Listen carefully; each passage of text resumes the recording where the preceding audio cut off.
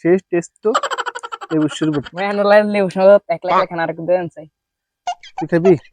আমার সামনে সামনে তাহলে সত্যি সত্যি খাবি?